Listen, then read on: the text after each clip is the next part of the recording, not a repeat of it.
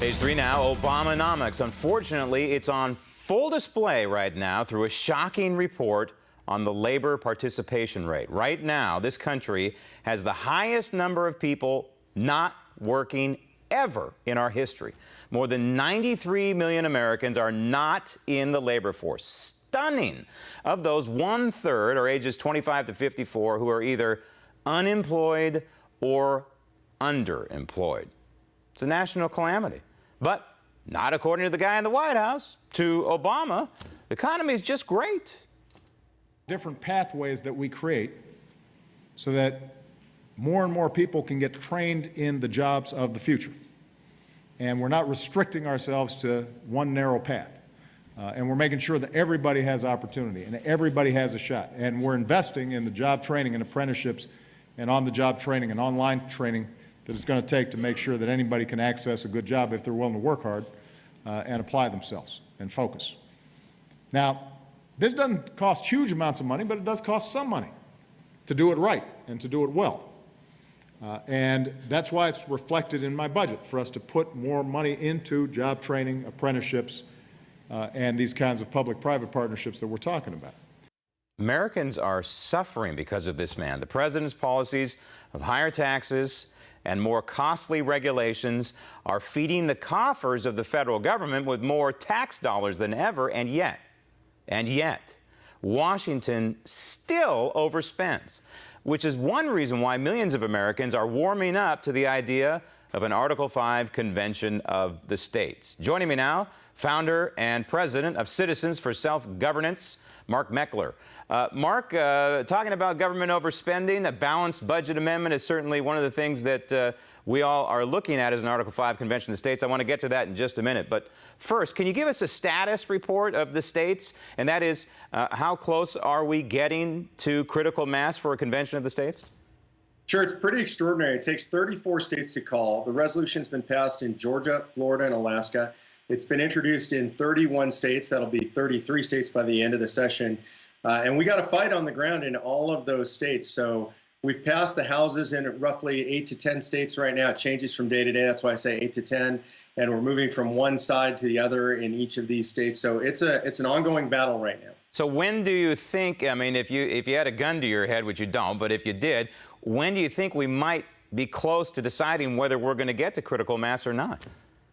Well, I think we are, and I would predict that we're going to get there in 2016. It's obviously a hyper-political year with a presidential election. It's the right year to be calling for a convention. We have so many people who stepped up to support this. Latest endorser is Sean Hannity. We've got, obviously, Glenn Beck and Mark Levin. So I think we are getting to critical mass. I think we're going to see this happen in 2016. And this is part of the process, right? What we're doing right now, and that's getting the word out to the American people and explaining this process, because it has never been done. Let's face it, this is uncharted territory.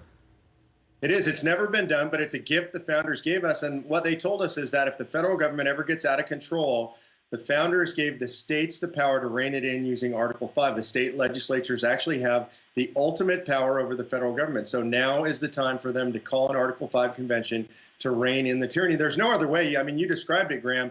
18 trillion and growing. Neither party is going to fix that from Washington, D.C. Senator Tom Coburn says that over and over. Only we can do that acting through the states. Okay, you mentioned support, and you also mentioned the election year of 2016.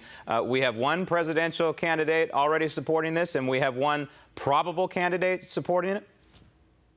Look, a lot of these guys in the past have come out in favor of Article 5. Rand Paul has been an open supporter of Article 5. He specifically points to the need for term limits. You have Ted Cruz in the past in his history, and he worked at Texas Public Policy Foundation, was a supporter of Article 5.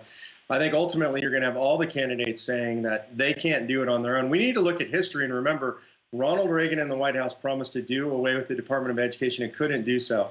It's not because he wasn't a great conservative. It's because the beast is too big and only the states can rein it in. And he came this close to a balanced budget amendment through the other process, the process that's been used in the past for our country. Now, of course, there's detractors to this, and I often am hit with the question, well, if folks in Washington are not following the Constitution now, what good is amending the Constitution? They're not going to follow these new amendments. And to that, I say, well, do you have a better answer? And they really don't. What do you say to these detractors?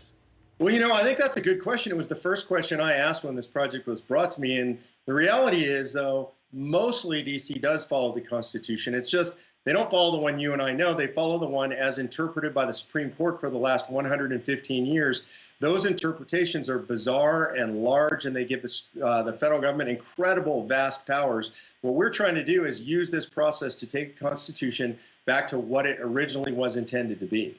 And so what about states like California? Largest state in the union, both population and electoral. But is there any interest whatsoever from Sacramento, California? There actually is. It's been introduced. I believe we now have 5 co-sponsors in the state. We have both Republicans and Democrats interested because it's not a partisan issue. The question, whether you're in Iowa or California, the question you have to ask your state legislator is, do they want Iowans or Californians making the decision, or do they want Washington, D.C. making the decision? That's not a partisan dividing line. That's about the people versus Washington, D.C. And all polling tells us 66% of Americans say the federal government's too big and it's out of control.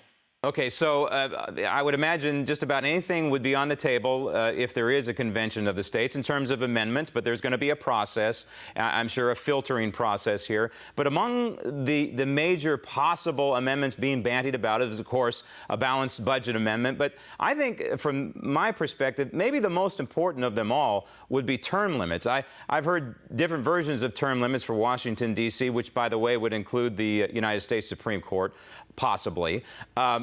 My opinion, it should be 1 and you're done. But what are you hearing for term limits? Well, term limits is specifically on the table. It's not just anything on the table. Our application actually limits to things that impose fiscal restraint on the federal government, impose scope and jurisdictional limits on the federal government, and impose term limits. And like you said, mentions the Supreme Court. I've heard lots of proposals on term limits. I've heard 1 and done. I've heard 2 and done. I've heard 12 years total between the houses.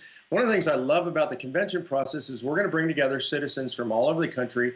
They're going to have an open debate, generally in front of the rest of the country. I think we're going to get better ideas than either you or I individually could come up with. Here, I trust the American people. That's something the federal government doesn't do anymore. I love the positive energy. I would throw in there repeal the 17th Amendment. That's one of my favorites. Throw in there also repeal the 16th Amendment.